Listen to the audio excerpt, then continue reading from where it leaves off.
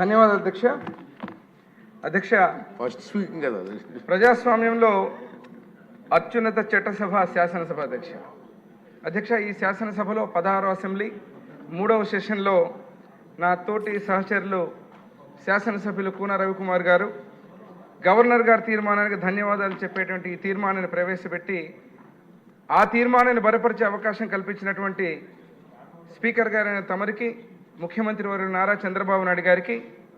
ఉప ముఖ్యమంత్రి వర్యులు పవన్ కళ్యాణ్ గారికి, మా యువ నాయకులు విద్యాశాఖ మంత్రులు నారా లోకేష్ బాబు గారికి ధన్యవాదాలు తెలుపుతూ అధ్యక్ష, గవర్నర్ గారి ప్రసంగంలో నిన్న మీరు చూస్తే ఈ ప్రభుత్వం యొక్క ఉక్కు సంకల్పం, ఇటు సంక్షేమ అభివృద్ధి, రాష్ట్ర సర్వతోముఖాభివృద్ధి మొత్తం కూడా గత 5 సంవత్సరాలుగా వచ్చిన వారసత్వ సంక్షోభాలను ఎదుర్కొంటూ ఈ 8 నెలల్లో జరిగినటువంటి కార్యక్రమాలతో పాటు భవిష్యత్ కార్యాచరణ కూడా చెప్పడం జరిగింది అధ్యక్ష. అధ్యక్ష, ఈ సందర్భంగా ఒక విషయాన్ని చెప్పదలుచుకున్న అధ్యక్ష, తమ ద్వారా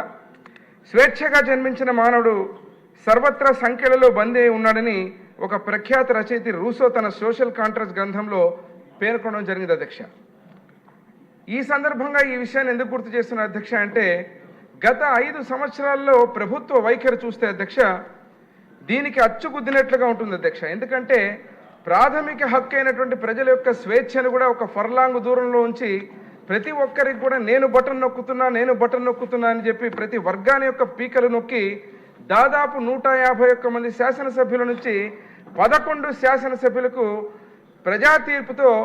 వచ్చి ఇక్కడ కూటమి ప్రభుత్వానికి తిరుగులేని విజయాన్ని సాధించి పెట్టినటువంటి ప్రజల యొక్క నిర్ణయంతో అర్థమవుతుంది అధ్యక్ష ఆ గత ప్రభుత్వ పాలన ఏ రకంగా ఉందనేది.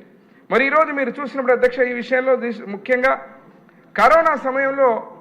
ఒక దళిత డాక్టర్ సుధాకర్ గారు మాస్క్ లేదని ప్రశ్నిస్తే ఆ డాక్టర్ యొక్క అంతు చూసేంత వరకు కూడా ఆ పాలన కొనసాగిందంటే ఇంతకంటే ఉదాహరణ మళ్ళీ ఈరోజు ఈ శాసనసభలో ఆ ఒక్క ఉదాహరణ ఇచ్చడానికి చాలా బాధాకరంగా అనిపిస్తోంది అధ్యక్ష. ఇక్కడికి వచ్చినప్పుడు దాదాపుగా నిన్న చూస్తే జగన్మోహన్ రెడ్డి గారు, కూన రవికుమార్ గారు శాసనసభ్యులు చెప్పిన విధంగా 11 మంది శాసనసభ్యులకు పరిమితమై 11 నిమిషాలు మాత్రమే ఉండి వారి చేతిలో పేపర్లను 11 ముక్కలు చేసి వెళ్ళిపోవడం జరిగింది అధ్యక్ష. అంటే 5 సంవత్సరాలు ఆ రోజుల్లో నుంచి వారి పాలనలో ఏ పాయింట్ లేనటువంటి .0 పరిపాలనతో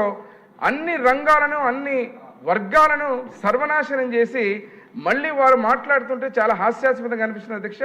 వారి ప్రభుత్వం వస్తుందంట, మళ్ళీ ఆ పాయింట్ లేని .0 పరిపాలన కాకుండా 2.0 ఏదో చూపిస్తారంట,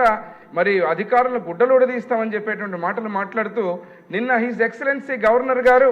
వారి ప్రసంగం ముందు వారు ప్రవర్తించిన తీరు రాష్ట్ర ప్రజలంతా చూశారు అధ్యక్ష. ఎంత హేయంగా అసహ్యంగా వారు ప్రవర్తించిన తీరు అందరూ గమనించడం జరిగింది అధ్యక్ష. మరి ఈరోజు చూస్తే అధ్యక్ష ఒక విషయం, రాష్ట్ర అభివృద్ధి గురించి కానీ సంక్షేమం అంటే బిఫోర్ వైసీపీ అధికారంలో వచ్చిన తర్వాత రాష్ట్రం ఆఫ్టర్ వైసీపీ ఎలా ఉందనేది ఈరోజు ఒక ఉదాహరణ ఇచ్చుకోవాల్సిన పరిస్థితి అధ్యక్ష. చరిత్ర ఒకసారి చూసుకుంటే 1990లో 90s అధ్యక్ష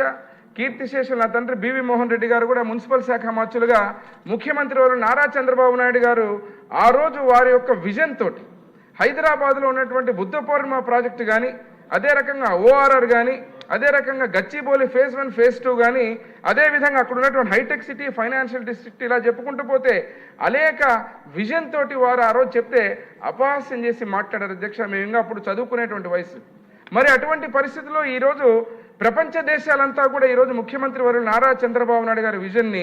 ఆ యొక్క హైదరాబాద్నే కాకుండా రాష్ట్రాన్ని డెవలప్ చేసిన విధానాన్ని ప్రపంచ పటంలో నిలిపి హైదరాబాద్ని ఈరోజు ప్రతి ఒక్కరూ కొనియాడేటువంటి పరిస్థితి అధ్యక్ష. మరి ఇటువంటి పరిస్థితిలో ఒక క్రైసిస్ని ఆపర్చునిటీగా మార్చుకునేటువంటి ఒక గొప్ప గుణం ఉన్నటువంటి నాయకుల్లో, అత్యంత అరుదైన నాయకుల్లో మన ముఖ్యమంత్రి వర్యులు నారా చంద్రబాబు నాయుడు గారు ఒకరు అధ్యక్ష. మరి ఈ విషయంలో చూసినప్పుడు మరీ ఈరోజు అదే కష్టాలు, అదే 5 సంవత్సరాల గత వైసీపీ ప్రభుత్వంలో ఉన్నటువంటి విధ్వంసకర పాలనను ఎదుర్కొంటూ ఈరోజు మళ్ళీ ఒక దార్శనికతతో స్వర్ణాంధ్ర 2047 సుభిక్ష భవిష్యత్తు కోసం ఒక విజన్ ఇవ్వడం జరిగింది అధ్యక్ష. మళ్ళీ ఈ రోజు కూడా ఆ రోజుల్లో అపహాస్యం చేసినట్టు ఈ విజన్ గురించి మాట్లాడుతున్నారు అధ్యక్ష. మరి ఈరోజు ఒకటే చెబుతున్నా అధ్యక్ష, కూటమి ప్రభుత్వం ఒక అచంచలమైన విశ్వాసంతో ప్రజలందరూ గెలిపించిన తర్వాత దాదాపు ముఖ్యమంత్రి వర్యులు ఇదే సభ సాక్షిగా 7 వైట్ పేపర్స్ రిలీజ్ చేయడం జరిగింది. అన్ని రంగాల్లో ఆర్థిక నష్టం కానీ, ఆర్థిక రంగాలు కానీ, సహజ వనరుల దోపిడీ కానీ, ఎక్సైజ్ ఇసుక పాలసీలు లోపభూయిష్టమైనటువంటి విషయాలు కానీ, ఆర్థిక రుణ స్థాయిని కూడా మించి రుణాలు తీసుకోవడం కానీ, అధిక వడ్డీ రేట్లు కానీ, సెంట్రల్ స్పాన్సర్డ్ స్కీమ్స్ మొత్తం కుదేలు చేసి ఒక్క రూపాయి కూడా వినియోగించుకొని చేసినటువంటి పరిస్థితులు, అన్ని రకాలుగా ఇంధన రంగాన్ని కూడా నాశనం చేసినటువంటి పరిస్థితులు అధ్యక్ష. మరి ఈరోజు ఏదైతే అధికారంలోకి వచ్చిన తర్వాత కూటమి ఏదైతే ఏ విశ్వాసంతో ప్రజలు గెలిపించారో ల్యాండ్ టైటిల్ యాక్ట్ రద్దుతో పాటు పెన్షన్లు 4,000కు పెంచడం, 6,000కు ఏదైతే వికలాంగులకు పెంచడం, విద్యారంగాన్ని నారా లోకేష్ వారు మూలాల నుంచి మళ్ళీ ప్రక్షాళన చేయడం, 16,347 ఉపాధ్యాయులకు మెగా డిఎస్సి ఇవ్వడం, అన్నా క్యాంటీన్ 204 ఇవ్వడం, ఇలా గ్రామాల్లో రోడ్లు కావచ్చు, జనవనరుల శాఖకు సంబంధించిన అన్ని ప్రాజెక్టులు కూడా రాయలసీమ ప్రాంతంలో ఈ యొక్క ప్రభుత్వం చేసిన, గత ప్రభుత్వం చేసిన తప్పిదాలను రివర్స్ టెండరింగ్తో నాశనం చేసి రైతుకి ఈరోజు శరాఘాతంగా ఉన్నటువంటి అన్నిటిని కూడా సరిదిద్దుకుంటూ ఈరోజు ఈ ప్రభుత్వం ముందుకు పోవడం జరుగుతుంది. దాన్ని ప్రస్ఫుటంగా గవర్నర్ గారి ప్రసంగంలో చెప్పడం జరిగింది అధ్యక్ష. ఈరోజు మీరు చూసినప్పుడు ఒకసారి చూస్తే ఏదైతే 93 కేంద్ర పాలిత పథకాల్లో 74 పథకాలు పునరుద్ధరణ చేసి 9,730 కోట్లు మళ్ళీ అప్పులు కూడా తీర్చి ప్రతి రంగంలో అప్పులు తీరుస్తూ మళ్ళీ కేంద్రం నుంచి నిధులు రాబట్టేటువంటి కార్యక్రమాన్ని ముందుకు తీసుకుపోవడం జరుగుతుంది అధ్యక్ష. పారిశ్రామిక రంగంలో పెట్టుబడులు ఈరోజు చూస్తే ఒక ఆర్సిలర్ మిట్టల్ కావచ్చు, గూగుల్ కావచ్చు, టాటా పవర్ కావచ్చు, గ్రీన్కో, బీపీఎస్, టీసీఎస్ అనేక అంతర్జాతీయ దిగ్గజాలను ఆకర్షిస్తూ ఈరోజు 6.5 లక్షల కోట్ల పెట్టుబడులతో